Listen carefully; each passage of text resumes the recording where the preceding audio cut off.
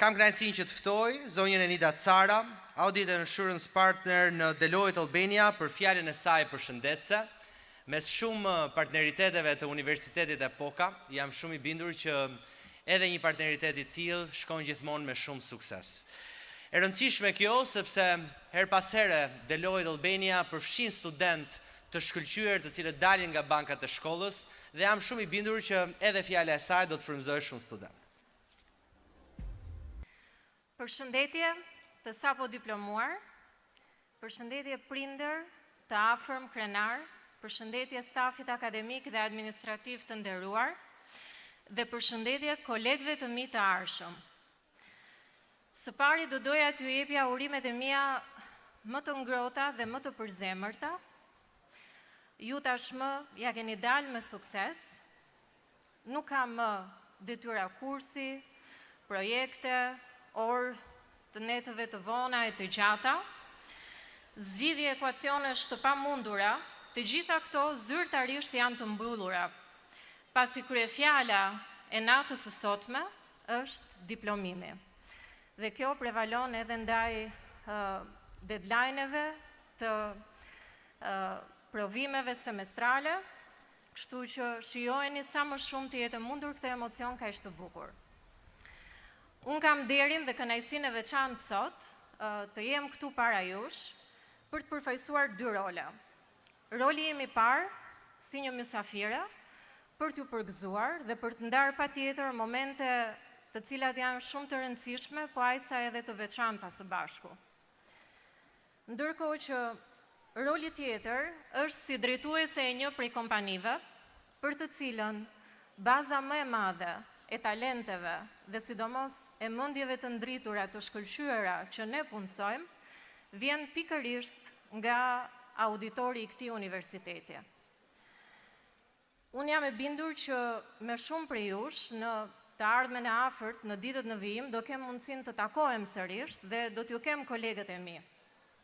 Ndaj, duartrokitjet sot nuk janë vetëm për suksesin që keni pasur deri më tani, por edhe për suksesin që do të korrni drejt një të ardhme të cilën shpresoj dhe uroj ta ndërtojmë së bashku.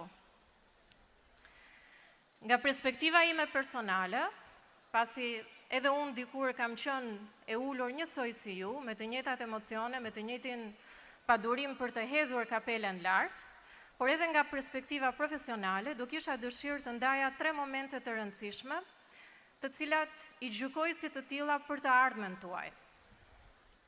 Momenti i parë.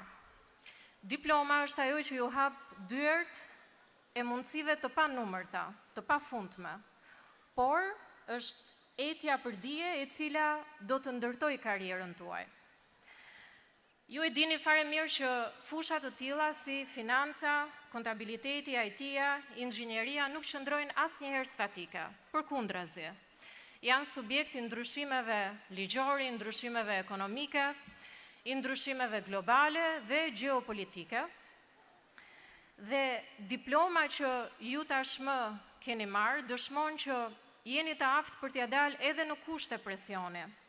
Të mësoni dhe të përvetësoni dije, mirë po ajo se çfarë përbën pikërisht diferencën do t'jetë gjithmonë kurreshtja për të bërë disa pyetje të rëndësishme.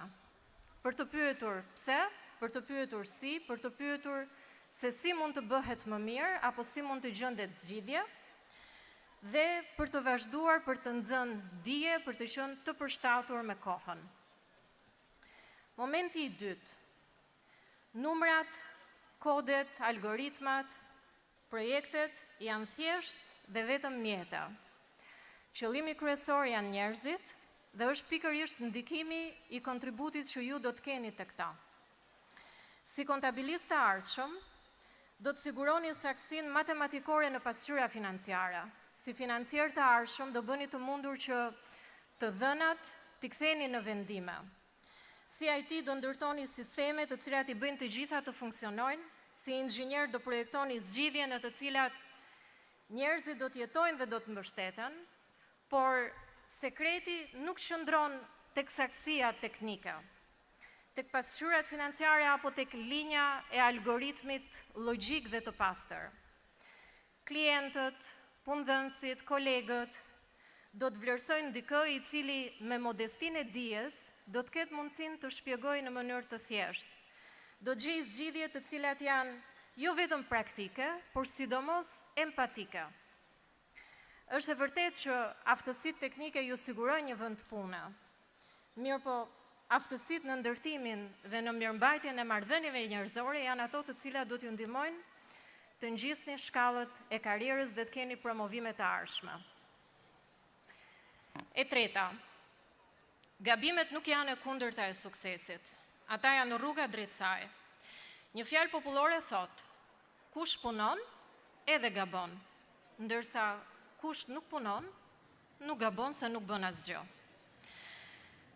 Në muajt e parë të punës, do të gjendeni përballë situatave ku mund të ngatroni një formulë, ku mund të aplikoni kodin jo të duhur, ku mund të humbisni një informacion, një llogaritje apo të projektoni diçka e cila ka nevojë për rishikim dhe për ripunim.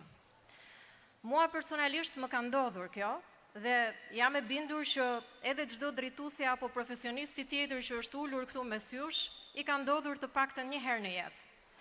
Punëdhënësit më të mirë, qoftë Deloitte apo qoftë një kompani e një profili tjetër, nuk pushojnë njerëz nga puna për arsye se bëjnë gabime.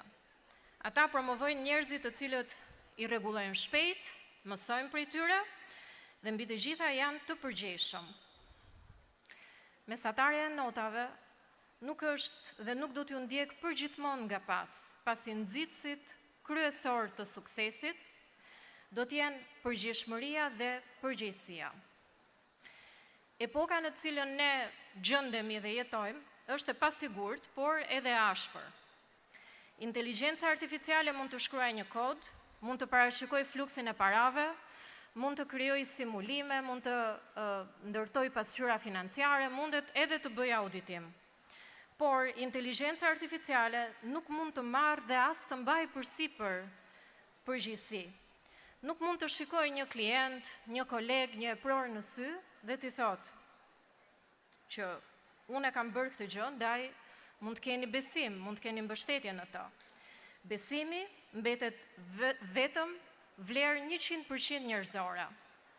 Dhe ky besim është pikërisht ai që kërkohet nga të gjitha kompanitë sot, më të mira në fushën financiare, inxhinerike, IT, konsulence prej jush. Teksa largoheni ngadalë nga kjo fazë e jetës, mos harroni 3 gjëra të rëndësishme. E para dhe më e rëndësishmja, krenarin për ato që ju keni arritur. Prindrit tuaj, të afërmit tuaj janë krenar, jeni krenar për veten tuaj. Etjen për dije, për të vazhduar për të rritur njohurit. Provimi i vërtet do t'jetë pikërisht ai tek i cili ju do të gjendeni në vendin e ri dhe në pozicionin e ri të punës të hënën e ardhshme. Dhe së treti, kurajo dhe durim, për të filluar me hapa të vegjël, por që peshojnë rënd. Çdo CFO, çdo CEO, çdo sipërmarrës, madje edhe çdo milioner apo miliarder e kanë filluar gradualisht me shkronjën e parë të alfabetit. Në emër të Deloitte, si edhe të punëdhënësve të tregut shqiptar, mirë se erdhët në kapitullin e ri. Ky është një kapitull i cili do të jetë i gjatë, tek i cili ju nuk do të merrni vetëm eksperiencë profesionale, por edhe eksperiencë jetësore. Do të ndërtoni marrëdhënie të reja me shok, me koleg, me klient, do të keni rrjetin tuaj të kontakteve. Do të mësoni të perfeksiononi dijet në praktik. Do rriteni, do krijoni një emër dhe mbi të gjitha do jepni një kontribut të cilin do ta leni si trashëgimi për brezat të cilët do të vinë në vijim. Urimet më të mira klasave të vitit 2026, e ardhmja që ju pret është shumë e bukur dhe plot me mundësi për t'u eksploruar. Faleminderit dhe uroj ta shijoni shumë këtë mbrëmje dhe në vijim. Faleminderit.